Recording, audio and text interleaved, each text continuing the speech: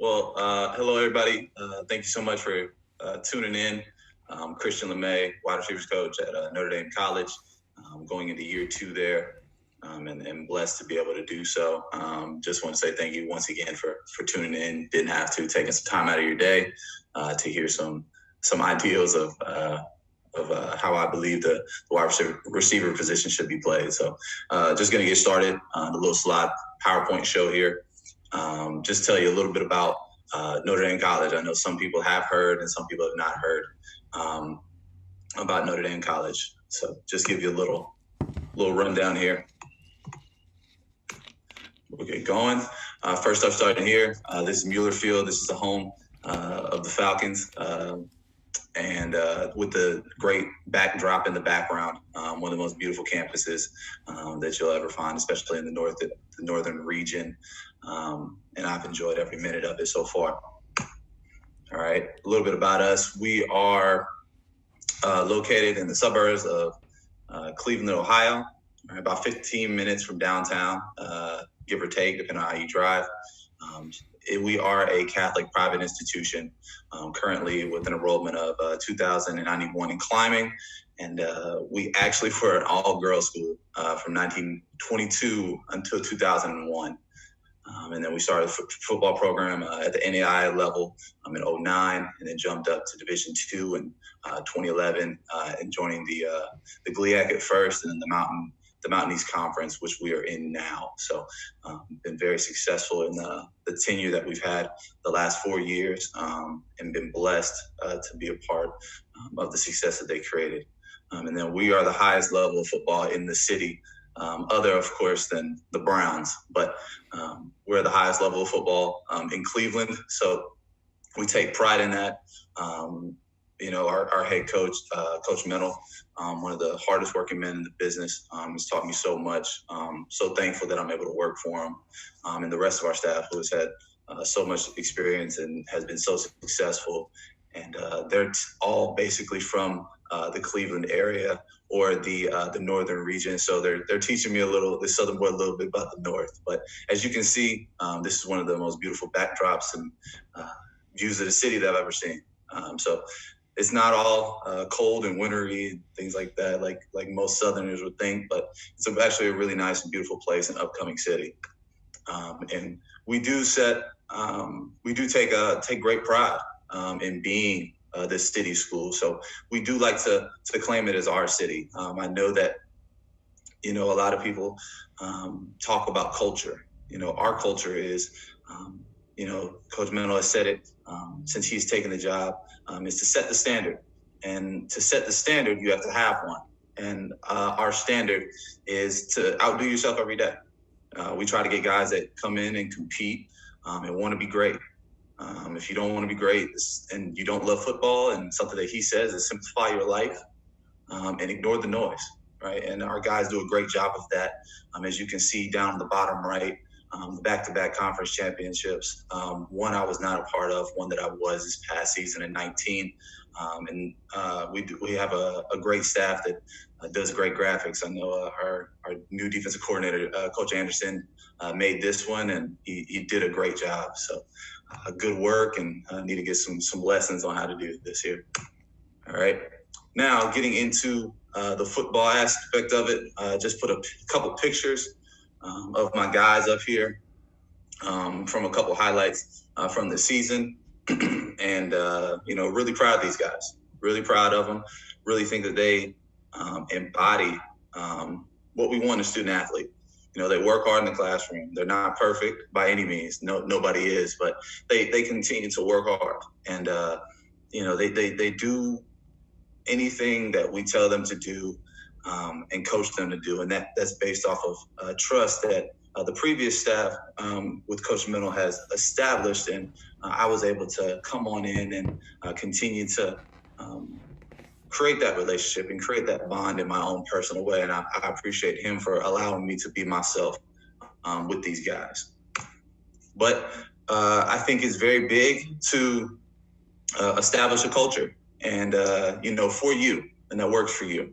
So for us, I try to give these guys about a week or two and or sooner, each year or They just come up with it, and they came up with Zone 6, and that's what we've been going by. And as you can see with the top couple pictures, we have some guys getting into the zone, and you can't just say it, you got to walk it. So the good thing is these guys didn't just say Zone 6, that they meant it. They wanted to get into the end zone. They wanted to score. They wanted to be successful, and not only to do it themselves, but they wanted to help their brothers to get in there. And that's key, especially playing the wide receiver position, is blocking for your brother, and that we'll get into deeper talking about that. But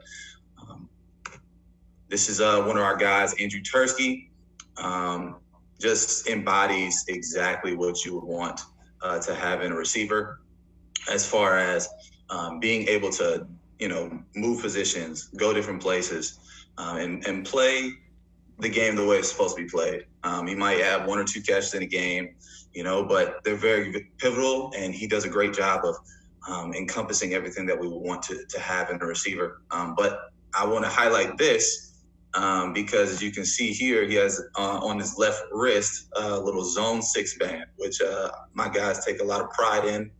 And it's something that, of course, that's their name, but the fact that, you might have a lot, in your arsenal, you might have a little, but it's the thought that counts. It's creating that relationship with them that counts. So for me, being a new guy, the previous receivers coach did a great job with the guys. And Coach Mennel has always been very focal with the receivers, and has instilled great disciplines into these guys. So for me, just continue on the path, right? So for me, it was understanding and how can I connect with these guys? And for me, it was we got these bands, these little Zone 6 bands, so that I pass these out in the beginning of the year, and we made a pact to each other, that don't put this on unless you mean it, and everybody put it on, and everybody worked throughout the whole year to be the best that they could be. And on one side says Zone 6, and one side NDC receivers, and that meant a lot to them. And I always tell them I don't have much, but the little bit I do have, you're gonna get it. And I'm glad that they received it and that they liked it. All right. So before the picture before, we have in game. We can't have in game without this, right? So we all know that it's a brotherhood. It's a brotherhood. We all know that we will go to bat for our family. We go to bat for our close friends. And the reason being is because we've been through things together. And with that being said, these guys being as close as they are, it was very special to see them just embrace each other, and then continue to embrace me and bring me into the fold, and allow me to coach them, because you can only coach the willing. And these guys want to be great. And as you can see here, one of our guys' birthday, and it seems like a family reunion picture. Can't get anybody doing exactly what you want, but everybody's enjoying themselves, having a good time, celebrating their brother, and that's key. That's very key, especially in coaching a wide receiver room where there can be some personalities, but for them to embody love and care means the world to me. The fact that they do truly love going out there to play with each other. All right. So after, we see the love, we see the care. Now we can talk a little bit of football, right? So for me, we had our goals and standards for last season. I'm a big believer. I don't try to set a lot of guidelines, a lot of rules. For me, it's just be the best, right? That makes it real simple. All right. A lot of guys say, "Oh, coach, man." I'm like, no, but what is the best, right? And the thing is, everybody's best isn't the same. We have a fast guy. You have your slower slot. You have your big guy, right? Your go get it guy. So you can't coach everybody the same. You can't love them all the same, right? So with that being said, you try to encompass the best in each one of them, right? But there are some things that we all can be even playing field on, all right? And I said that to be the best receiving core in the country, right? That was our goal. Do I think that happened? No, but we were drastically improved, from what we were when I first got there, and talking to the guys in exit meetings, they agreed, and I wouldn't say that unless they agreed with it, and our statistics showed that. But we wanted to have the least drops in the country. Now, we're not going to be perfect, right? We do want them to catch them all. We want these guys to be Pokemon, catching everything and no drops. But it's not going to happen. So we have to have the next play mentality, right? But the thing is, it's not saying that we're okay with that, but we have to play for the next play. So they're not accepted, right? If it hits our hands, it's ours, right? I think every receiver coach in the country can say that. It's like, how many times it's like, well, coach, I tried. No, I don't want to hear it. It's like, it hits your hands, it's yours, right? But it's going to happen. But the thing is, you can't accept it, right? The good thing about the guys that I had in the room last year, they challenge each other. They push each other. We started off with one challenge. If you drop it, it's 30. Then you drop it again, it's 50, right? Or they started to do this in routes on air. Every catch, you go up 15, 20, right? But the thing is, you don't want to let the team down. You want to let yourself down, because they're going to join you. They're going to get on you, right? And that's competitive. But that's also wanting the best for your brother, right? That's also that love and care factor that we saw in the picture with the guys there. So you can't have that without that. Right. So that's why I put those pictures as a precursor coming down to this, because you cannot have one without the other. I know we all like to think that at times, but we can't. But drops are not accepted. So that's that. Then we want to be the best blocks in the country. I know everybody says the no block, no rock concept, right? And I agree wholeheartedly. You can't block, you can't play. We have gone away from the 4 yards in a cloud of dust type football that we used to play, and football's played on the outside now, and there is room, of course, for power football, for, running down the middle type concepts and things like that. But the game is played on bubble screens, now, quick screens, things like that, and letting guys win in space, just letting athletes be athletes. But you have to have willing and dedicated guys on the outside to make those blocks on the outside. And you have to let them know at the start, everyone's going to block. And if you let anybody slack with that, then that's your standard, right? Just like our head coach says, set the standard, right? So set the standard. The standard is high. We don't accept not blocking, right? We wouldn't want that to happen to us if the ball were in our hands. So, set the standard with that in your room, how you need to. Right? What works for me doesn't work for you. What works for you might not work for me. Right? But the thing is, you have to make it work for you. That's the biggest thing as well. You have to make it work for you. So if you don't block for your brothers, right, that's not just the receivers, right? That's not just zone 6. That is anybody that would happen to be joining forces with you on this football field, right? Block for them. It shouldn't be that hard, right? Blocking is attitude, effort, and want to. Attitude, effort, and want to. You have to want to do it, right? And if we can't find it, right, there's somebody across the country that would love to play this game of football, especially on such a prestigious team as Notre Dame College, and we'll find them, right? Our staff does a great job of recruiting. They do a great job of creating personal relationships. And we'll find them. So, and that's the thing is, that's not a threat. That's just a promise. And that's just being real, relevant, and relational with your guys, letting them know, hey man, you got to get done, or else we have to go in a different direction. So, just continue to be that way. Now, I always love to say this, and I don't want to push any type of religion or anything onto anybody, but this is a quote that I feel like relates to so many, is iron sharpens iron, so is one man sharpens another, right? We only get better by being pushed and by being pushed by greatness. I'm sure everybody in this chat, has watched The Last Dance, right? And how determined and how rigid MJ was pushing his teammates, right? But also not just pushing his teammates, pushing himself, right? And the thing is, those are the best of the best, right? You don't get to the NBA or to the NFL or any professional level by being an average Joe. So that's iron sharpening iron on a consistent basis, right? If you give that unwavering and unrelenting effort.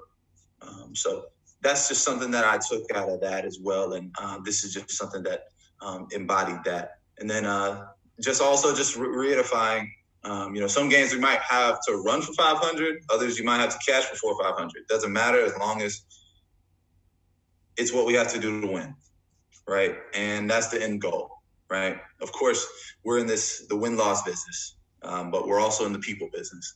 And the more real relevant and relational you are with those guys, the more that you can express the truth, and also that they're willing to hear it.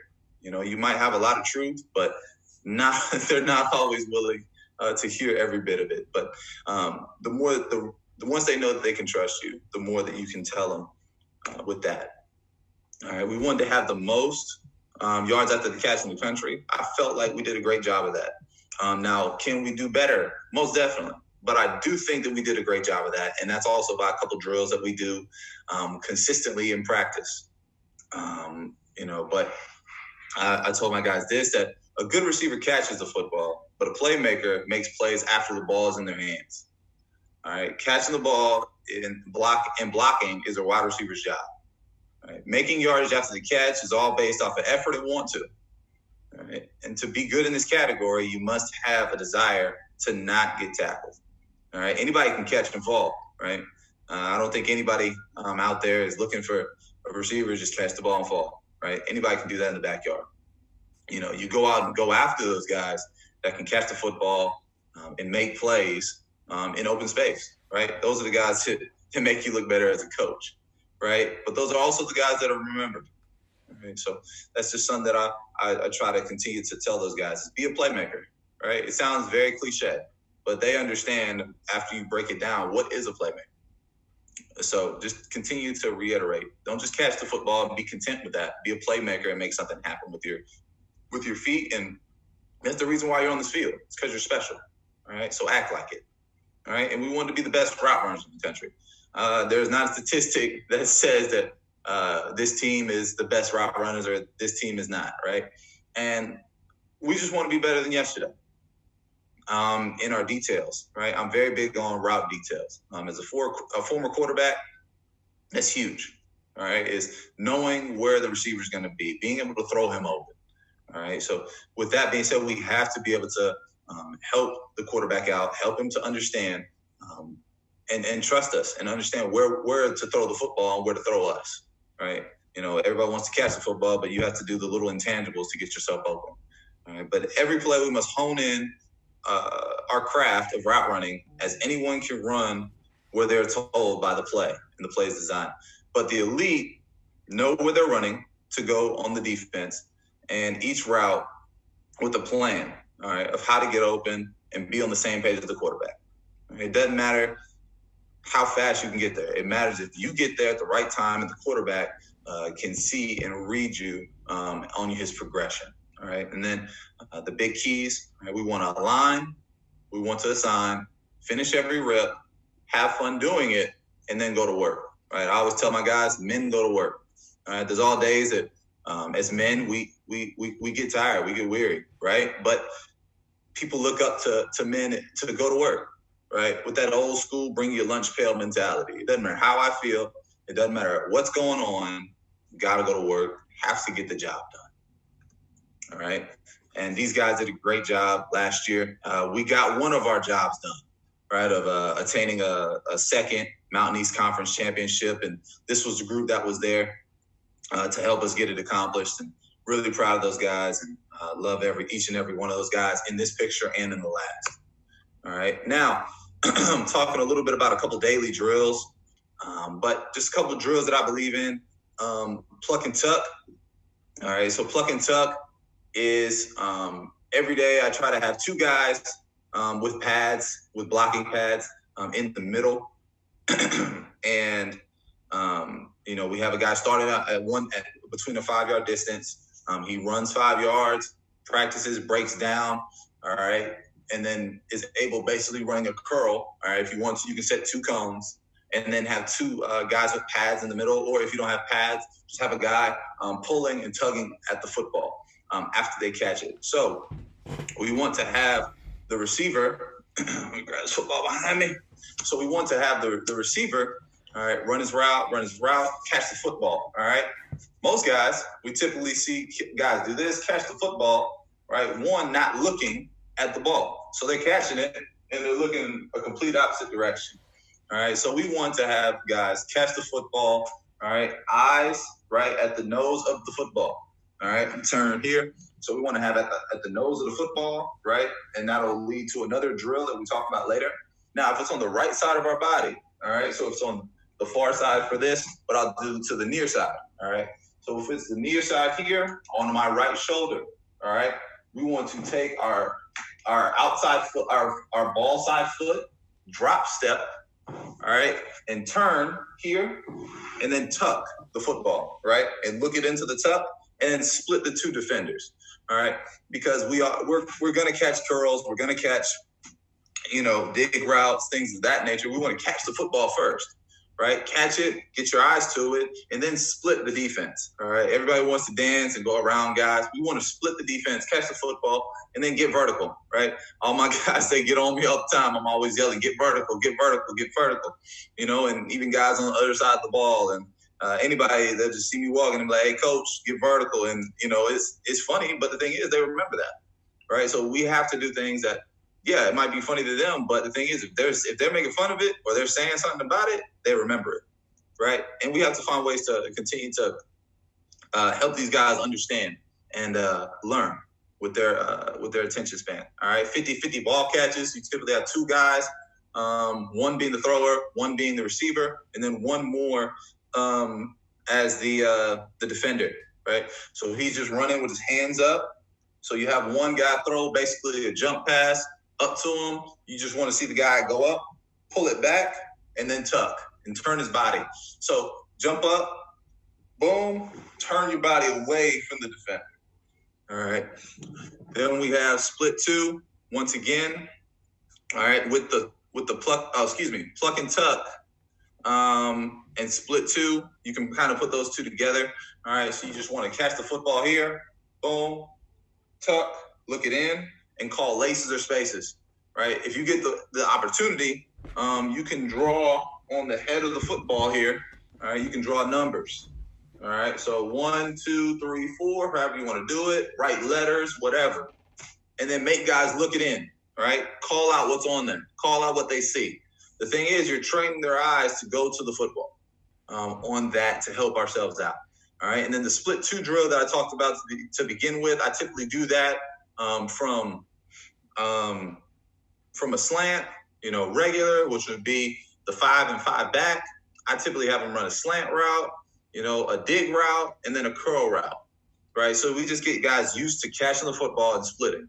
So if you have, 3 to 4 days, you give them an opportunity to run, break down, and then come back to the football, tuck, split 2, get vertical with the drop step foot. Split 2 in every route that they're able to run. All right, stance and start. We want them to get into a regular, comfortable stance and start. The only time I really get specific about your hand placement is in press. All right, in press, we have to have our hands up. All right, I'm sure everybody in the country has heard the term, be prepared to fight.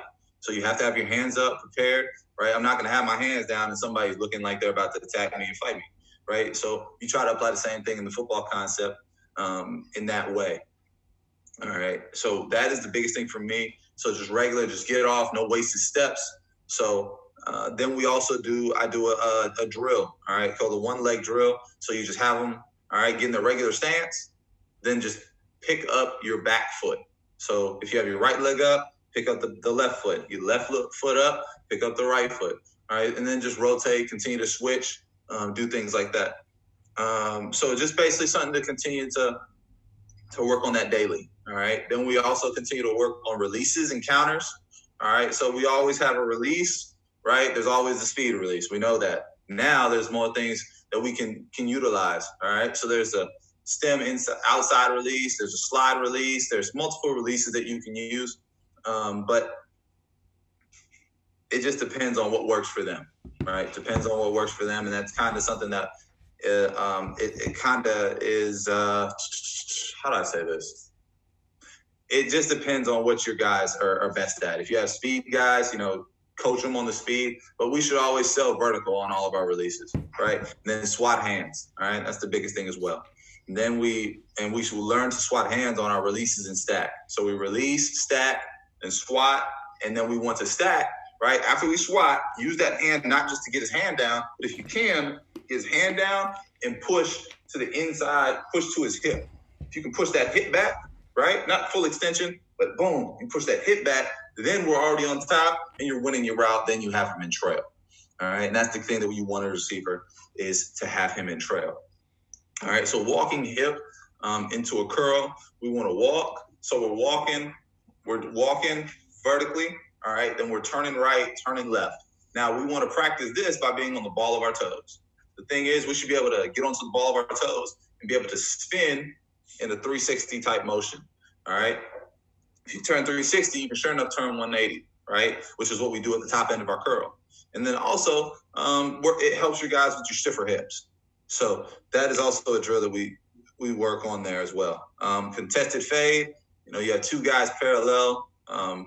Typically I'm working these drills as the thrower and then also trying to coach as well. So trying to do some things that they can do on their own. So just snap the football, right? So they're parallel. When the ball's snapped, a nice jog. One guy continuing to stick his arm out, the other guy continuing to SWAT hands, either here, back, or down, right? And then once the football is thrown in the air, typically an over-the-shoulder catch, or they have to SWAT hands, put a foot in the ground, get vertical, get big, and go get the football. All right, so that's another drill that we do pretty often. W drill, I'm sure a lot of people have seen this one. There's multiple ways you can do it. You can do the W drill where you set it up in a W form. So a guy is going vertical, coming back around the cone, simulating a curl on every route. With a regular speed cut, you can do a run, plant, and then open step with your left, right, to create the push and the separation for the DB. There's multiple ways that you can run it, and really it just depends on the kid. All right, if you have a more stiffer kid, you're probably not going to want him running your speed curl. You're probably going to have him get there, boom, put a foot in the ground, come back down the stem. All right, so it just teaches guys. I always like to put different tools in guys' toolboxes. All right, so putting different tools in the guy's toolboxes. You put a certain tool in the wrong mechanic's hand, he's not going to know what to do with it. So teach them what to do, but let them go with their bread and butter. Go what works for them. There's a reason that they're there and they're playing for you because you wanted them there, right?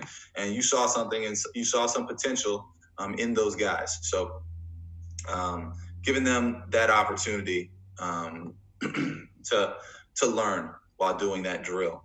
All right. Then we have the box drill. We want to set up 4 cones in a box. And then give these guys the opportunity, get to the top end, boom, boom, right? I want to sell inside, break out, right? If I'm going to the right, and my box is set up a certain way, we want to sell outside, right? Well, sell inside, outside, right? As if we're going to the out, then come back inside, all right? Then get to the top, same thing, and then same thing, and so on. So you want to go one side doing that, and then switch to the other side doing that. And it's a real simple drill. Not a lot of running. I'm not a big believer in sending our guys on a lot of running. They do a lot of running during practice. So I'm not trying to kill them in pre-practice, but also trying to instill the top end of the route because that's what creates the separation as well as the drive phase, which we work in our stance and start. So that's what I'm a big component on as well. Then we have the stair step, the L drill, just get to the top. Now you're working stick at the top as well. Stick at the top on the next L. And then the last part of the L is just practicing your vertical route, just running over the shoulder catches, or you can have the top of the L become a dig, right? And a come negative dig. Excuse me. And when I say a come negative dig, get to the top of the route, stick, and then you never want to come directly flat. right? You come directly flat, you give the DB an opportunity to come and attack and get the football, right? If you come negative, you're allowing yourself a chance to be first to the football, right? I always try to tell my guys, at least become, 0.5 negative, right? Half of the negative of where you're at. So if you're at 10, come to 9.5, right? One step, and then you're at 10. So you're not losing, you're winning by being able to get to the football first. All right. So you can break it up that way and make it 2 different drills in one drill. All right. Hoops, figure 8. I also like that because you go around one, go around the other, and then you come back down the middle. All right. So it's practicing your out as well with your lean on your speed out, as well as going the other way, practicing your lean and then coming out of it, but then also practicing the top end of it, coming out and then coming back flat down the middle, or you can do it with one hoop, just come around the hoop. And when you're done coming around the hoop, just catch a football. Also a great way to work the top end of the speed out route, catch the football, tuck, and then hand the football back to you. So it's another good drill that you can do with a one-man crew. And then the cone, line, hip turn into 3 rocker step, shoots, and come negative, right? So you're just running. So I set up a line of cones. I got this one from Steve Calhoun, one of my mentors, and one of the best quarterback receiver trainers out there in the country, out in LA. So you set up a line of cones, almost as if the W drill, but tighter. And then you just want guys flipping hips, right? Learn how to flip hips. Then you have 3 cones set up almost as if a small W drill. So you want to stem outside, sell as if you're going on the vert. Then stick as if you're going inside, right? And then the last foot should be your explosion step into your curl up under the shoe, right? Which practices keeping your head and eyes up. I'm a big component. You always say, look a man in the eyes and he'll tell you what he's doing, right? So I tell these guys, look at him in the eye. If you don't look him in the eye, you put your head down, he knows something's coming, right? Either a hitch and go, or you're about to break down and come back to the football. So I always tell my guys, look at him in the eyes. You can look at him into the eyes, boom, boom. Then they don't know what you're doing, right? Then if your eyes go that way, they're going to go that way, right? So unless he's a great DB and he looks at the hip, but those guys typically look at the eyes. So look at the eyes, look at him in the eyes. If you can look at him in his eyes, you got him.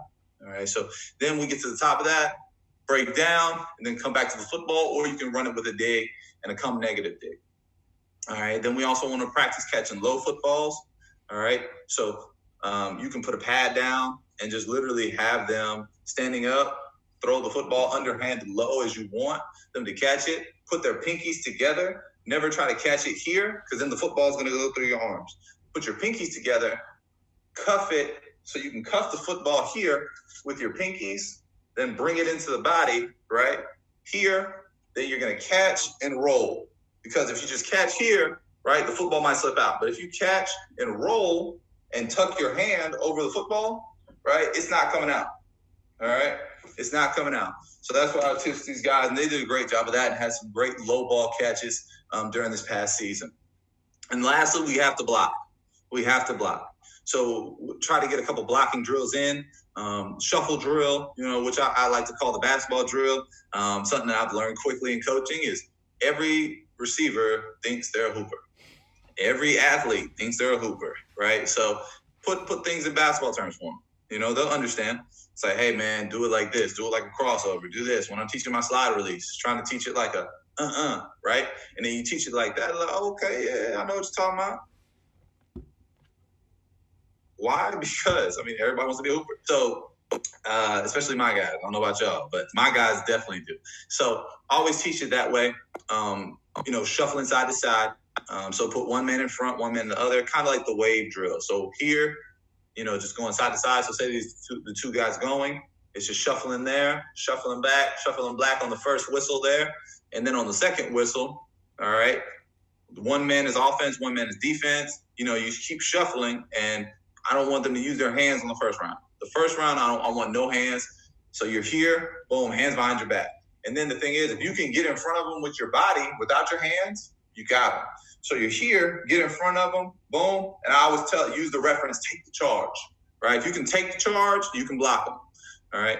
Now, then we do it again with the same concept. Now they're in front. Now you shoot hands and you drive until the third whistle is blown. So first whistle start, second whistle to shuffle, third to attack, and then actually fourth whistle there to finish. All right. So that's a great drill for us. Then also we teach the scrape paint drill. So we have guys running, down. I say one guy is running as the defender, about 5-yard radius. And then you set 2 cones up at an angle. So you see a guy coming at an angle. This also teaches us, we had a couple guys do this past season in our playoff game. Had a guy running down the sideline. And then we have one of our receivers. He's running. He sees him. You want to throw the block, but you don't want to be in the way. So you're running, and then you see that guy that you need to block. So as opposed to hitting him, right, old school, and getting a 15-yard penalty and negating a touchdown, you just run, stick your body out here, right? You're accomplishing the same thing by getting in the way, right? So we call scrape paint. So you're like this, just trying to reach at the top, right? Just reaching out, trying to reach on the other side. So scraping paint. All right, got this from one of our coaches on the staff. Been something that I've, instilled taken from him and tried to make it my own as best I could. He taught it so well that I had to apply it to my guys, and they've done a great job with that on this past season. Then we have over the bag explode, typically just like linemen do, coming out wide base, shuffle, then explode out of your hips. At the end, have one man shuffling through, the next man exploding, uses his hands, and then shooting those hands through the defender. And then the shuffle once again. So we do the shuffle again, then we have the pad in between. So the shuffle. Then you can do it at an angle. You can have it at this type of angle, have them shuffle over the pad in between their legs, and then also having the defender at the end and having to make contact. Or you can do it head up, where he has to get head up as if you're running a bubble screen and the guy's attacking. All right, defender, DB backing up, back pedal, and then he has to attack and shoot his hands and break down and hit the guy that way. All right. Now, our guys are from the Northeast Ohio region, so this is actually a quote from LeBron that we actually take pretty closely to heart. In Northeast Ohio, nothing is given, everything is earned. All right, you work for what you have. I can say that these guys work very hard and consistently have proven to me and the staff that they want to be great. They want to be pushed. And the thing is, once a guy shows you that, you got to give it to him.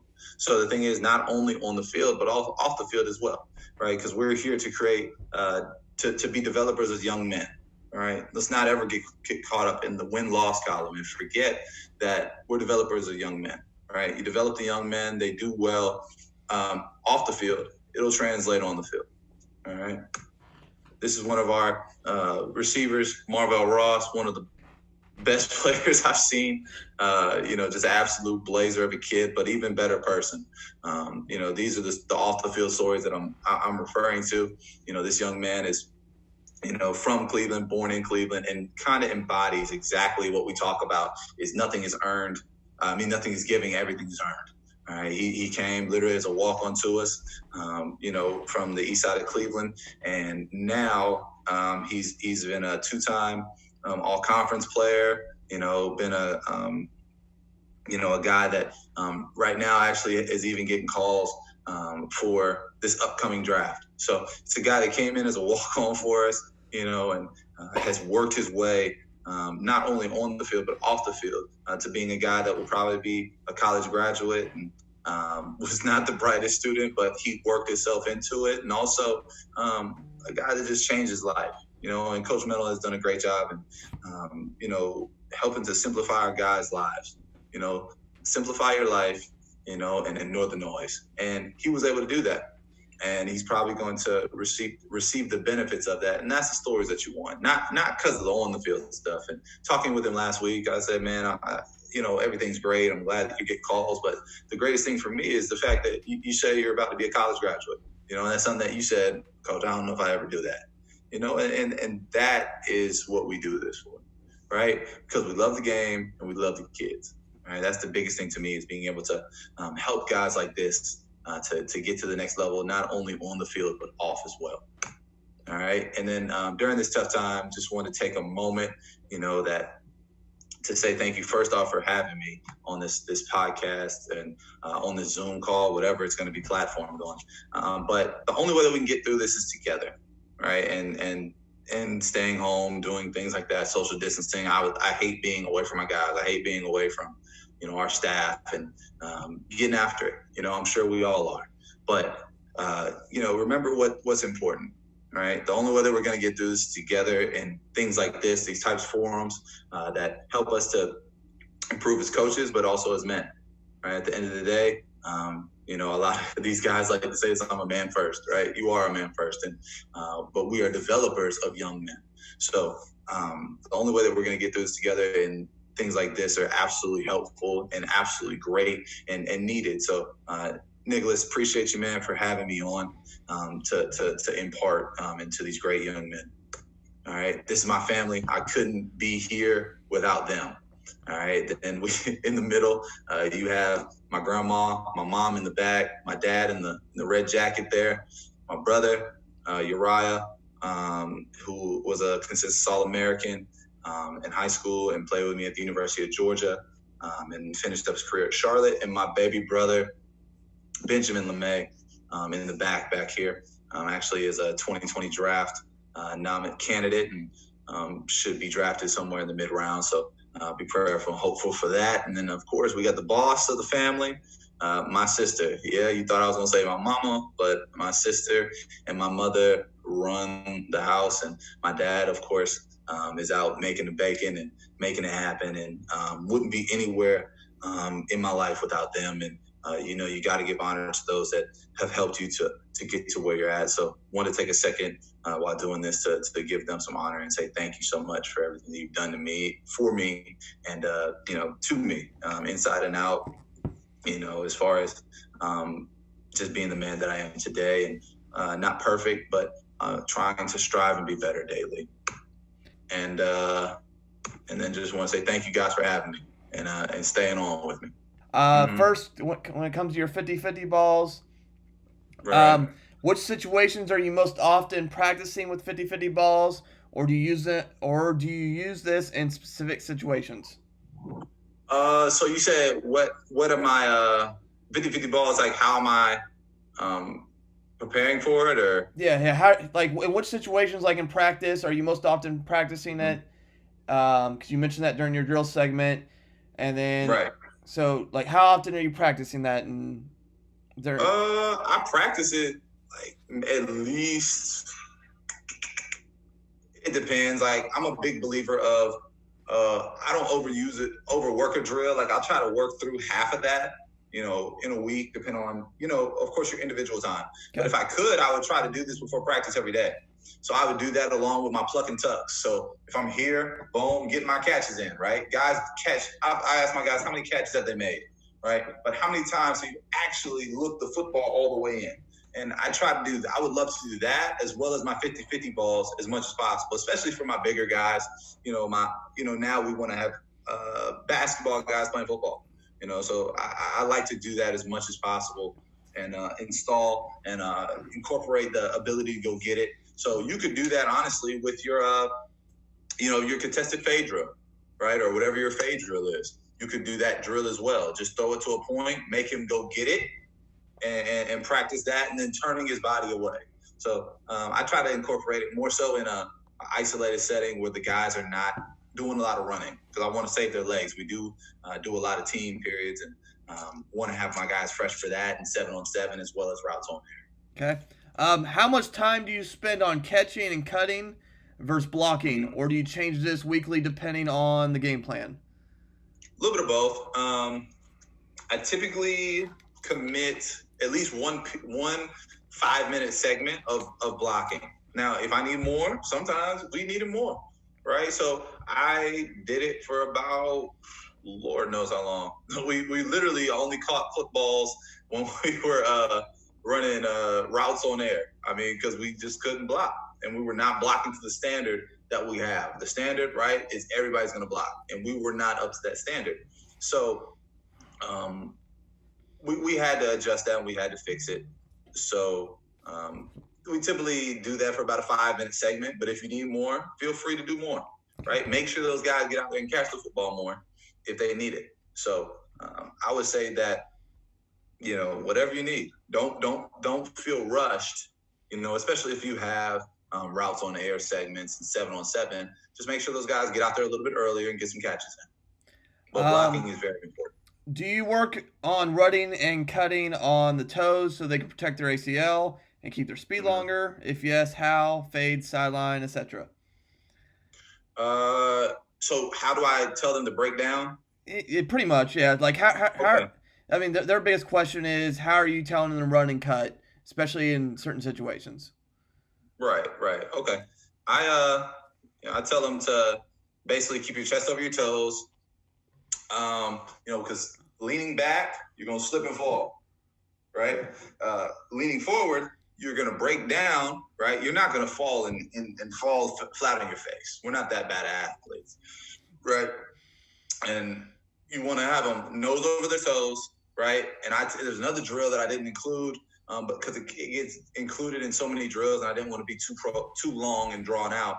But you run, boom, boom, boom, right? And then you have to break down in a position either to run a curl or to run a dig or something of that nature, whatever. And you can adjust that.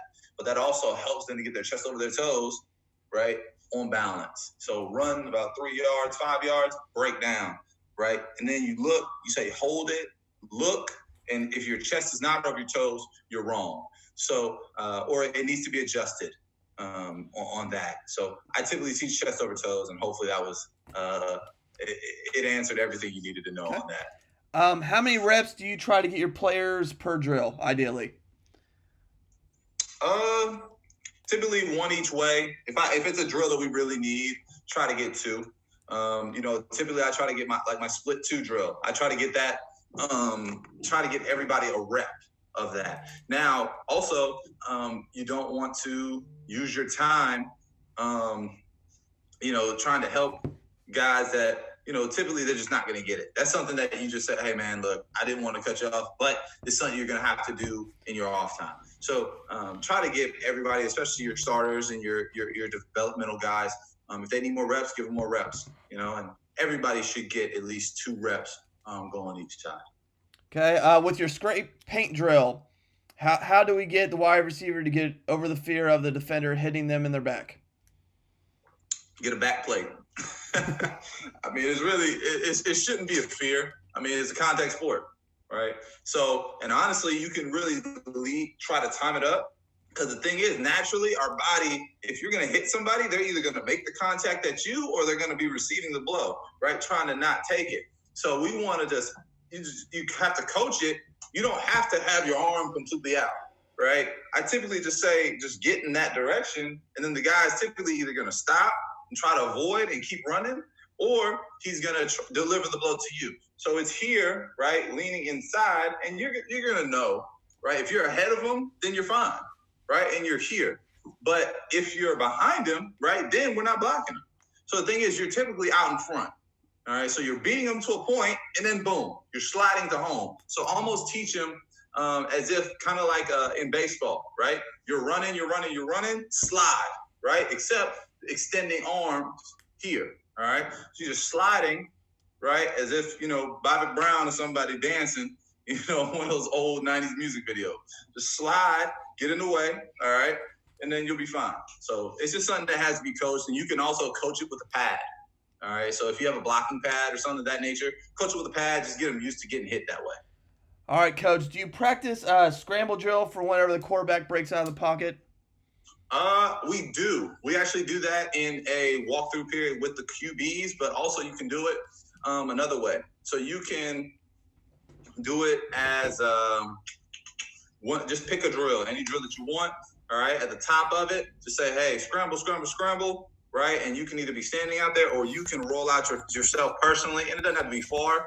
Just teach them. It's like, all right, so we're going to be the high receiver. If you're high, come low. If you're low, go high. If you're across the field, right on the backside, you want to come across, all right? So we want to put 3 points on the dice, all right? Coach Wells taught me this down in Jacksonville State when I was down there. You want to be here, here, and here, right? And if we have 5 wide, we want to have 5 pieces on the dice. All right, so teach it that way, and just instill in them, low go high, high go low. So say, hey, we're, and run it with a particular play. All right, just say, hey, we're this guy. All right, we're going this way. hey, we're this guy, we're going that way. So whatever works for your guys to understand that scramble drill and where they need to be. Thank you, Coach. I'm assuming this next question is referring to press. So when your guys are getting pressed, where do you want your receiver to strike the DB? Hand, wrist, elbow, shoulder? What is their aiming point in terms of a contact release? Are you talking about in press, correct? Yeah, correct. Okay. In press, it really depends, right? So if they stab, of course, we're here. We're swatting that hand down. Now, if they just want to stand there and they want to slow play and keep their chest open, I always teach my guys, be physical, right? Be physical. I don't care if you're 5'6", 150, be physical. Just push him, right? There's a guy going back like this. It's going to be hard for him, right, to get hands on you. But I always say, because the thing is they're going to shoot their hands eventually, right? Force them to shoot their hands. So, attack that outside shoulder, all right? Then I want you to hit either the arm, right, or hit the other arm if you're going on an inside route, or, practice your lean. So leaning into the DB and then going out on your break. But to hit him for the hand, let me see. I'm trying to read this myself. Give me 1 second. You're good, Coach. To hit the DB on the hand. Yeah, the hand, I would go more so the middle of forearm. Okay. Forearm area, or just swat hands down. Boom, swat so hard you make him not want to come back and ever do that again. So always try to make him consider his decisions is what I try to teach my guys. All right, as they're bringing up more questions, do you guys run like old school comeback routes anymore? Like I said, I've asked some coaches about it, and a lot of them don't more run like retracers at this point than they do actual comebacks. So do you guys run? Do you guys run any comebacks? We do. We do run. How do you teach that to your players, and then how do you drill that? All right. So typically, the shoot drill that I was talking about with the hips. So we'll practice that, and then also I don't want them to run too much, but then also I have the shoot. Now, if you don't have a shoot, before I had a shoot, I just stood there myself, held my arm out, right? So and then have a cone there. So you have your arm out if you don't have those tools available, or you have the shoot. You run, boom, work the hips, running, get to the top, keep your eyes up. Now, when we're there, you either can speed cut it. When speed cut it, I mean put 1 foot down, turn as if that hip turn, all right? Or you get to the top, run, boom, under the shoot, stick that foot, and then plant, and then come back to the football. So we want to say, let's say it's 15 yards, 15 back to 13, right? And then the thing is, don't stop at 13. Keep coming back to the sideline, because typically a comeback is thrown in a long type situation, and we're catching it, toe tap, out of bounds, or catch, try to stay in, then we're exploding vertical. Okay. We got another question in our chat. It says, many times guys get held when they try to lean on the DB. How do you prevent the DB from grabbing you? Prevent the DB from grabbing you on the lean, or I'm guessing on the lean based off how I'm reading this. On the lean, you can't just lean and stay there, right?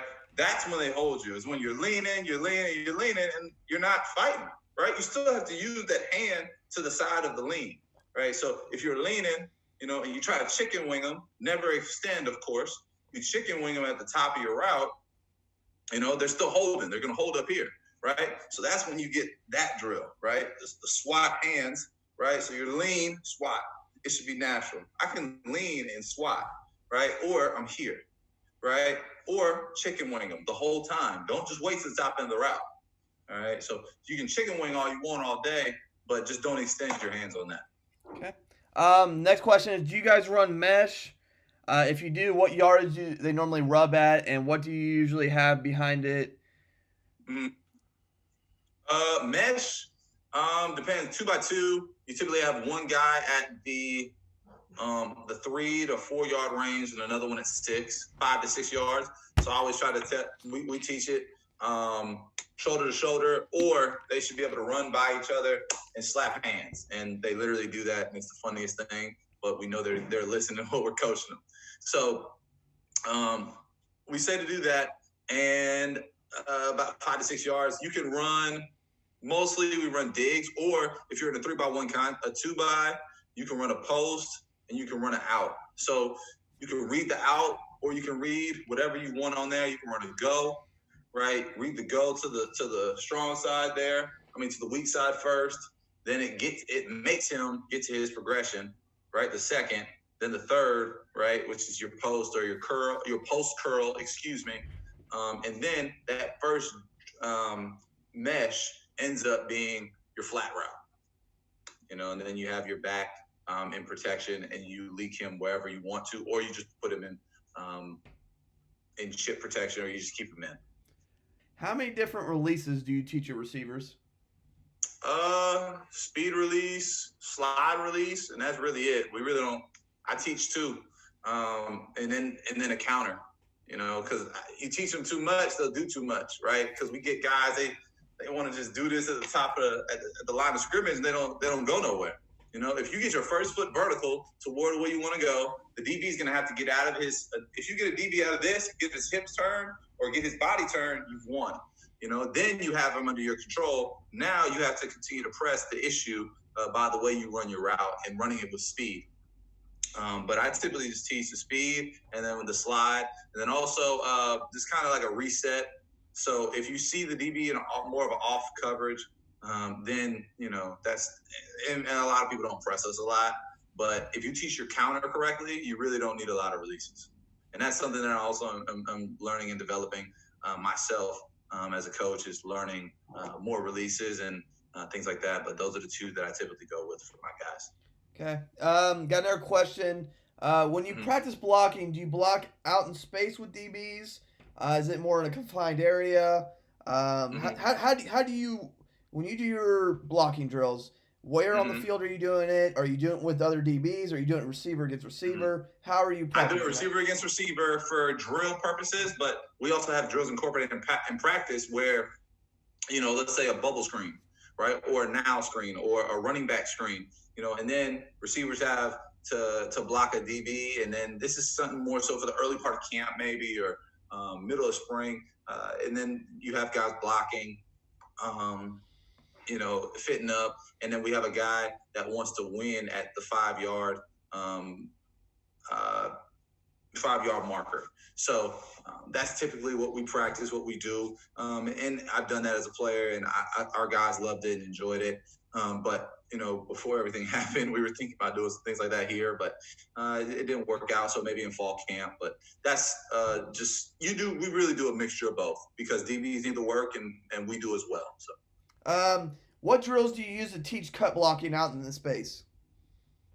Cut blocking, I really don't coach it because there's so many rules now that it can be flagged. But if I were coaching it, I would just say probably watch a lot of Georgia Tech tape. Back when the past couple of years when they were running that triple option, or watch Army or one of those schools, they do a great job of coaching that. And what I learned from them was to aim for the hip, and then with the shoulder pad, and then when the body hits the ground, roll. And the thing is, they're going to have to get out of the way, either push down, shed and avoid, or they're going down with you. Okay. Have you seen, this kind of a two-part question, have you seen any European game at all? Because, like I said, we got a lot in here today, and that's one of their questions. Yeah. I'll be honest, I don't know if I have. Yeah. Of course, I'm a big football guy, but I'm all for it. If you send me some film, I'd love to watch it.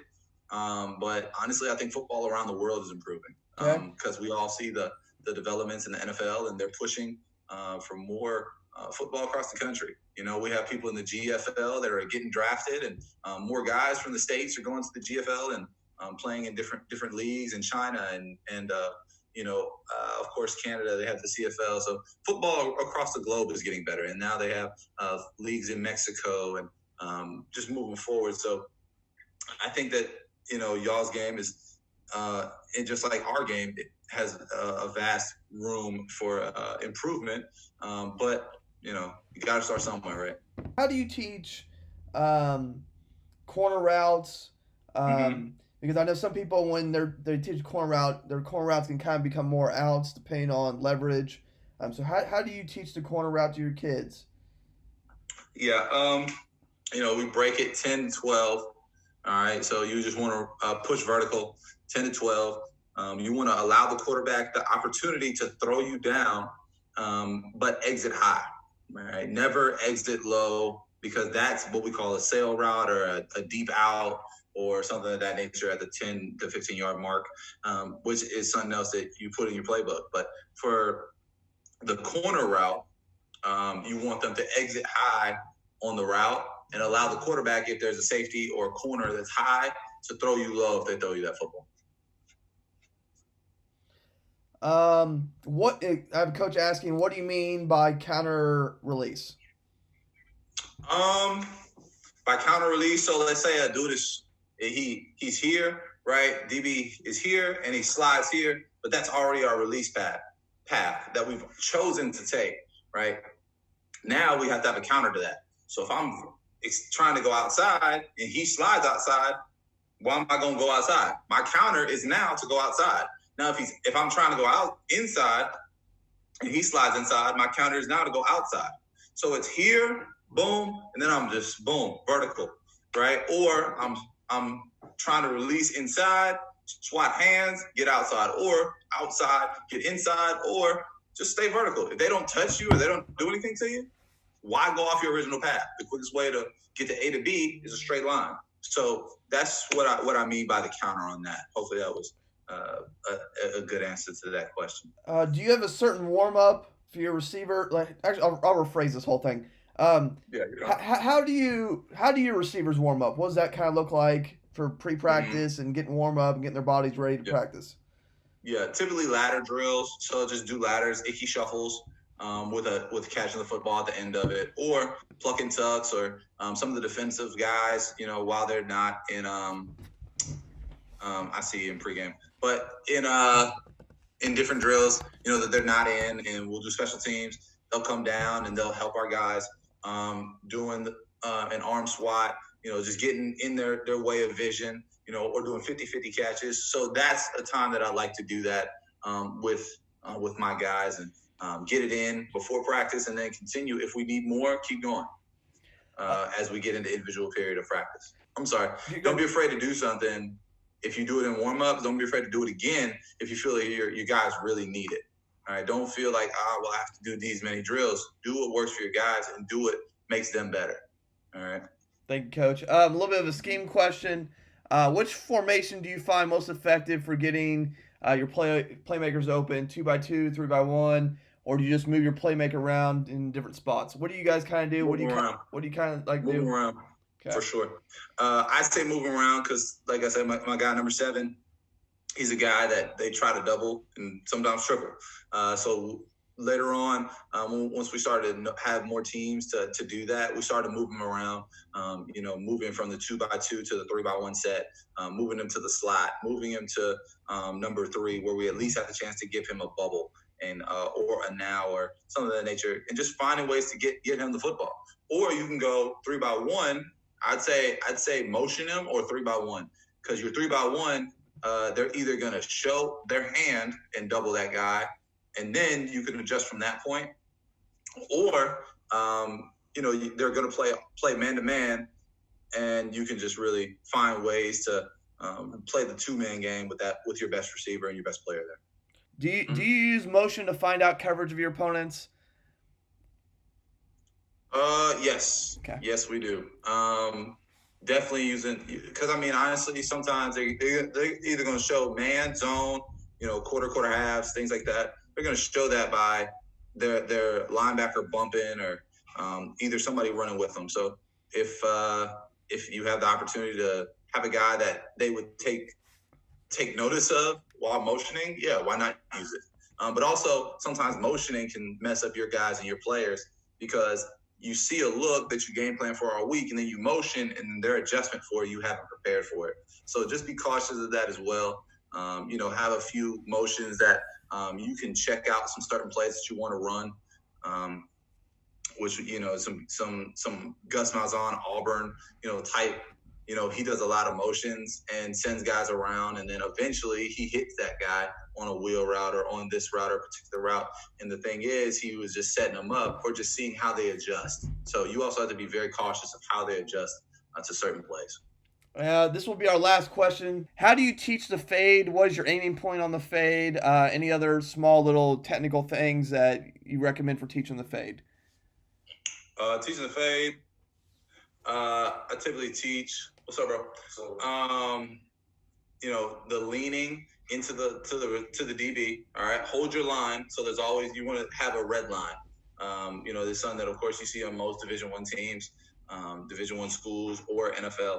You want to have guys that hold the red line, stay in place, and don't get pushed off their aiming point. Because we want to be able to give the quarterback the opportunity to throw the football over the shoulder, typically to your outside shoulder, or once you beat him, if you beat him, stack him, right? Get on top, which is getting outside of your line. So we'll say the red line is wherever you start. Wherever you start, you typically want to get right back on that line, and get vertical and stack. So you win on the outside, hopefully, right? If you win on the inside, which I wouldn't encourage, you win on the inside release, which you can, and I'm not completely against it, but you win inside, then you have to restack, or else you're putting yourself close to the safety. You release inside, you release outside, right? Then you can restack, keep him behind you, right? Keep swatting hands. If you feel them on your side, swat hands. And then if they're trying to lean, right? Lean, then push off with the chicken wing, and then relocate the football. So that's where that fade drill that we talk about, could be your opener to practice. Certain things like that. That's where that comes into play, and that's where I typically coach on the fade. Hopefully, that was a good enough answer for that one, and you got something from that one.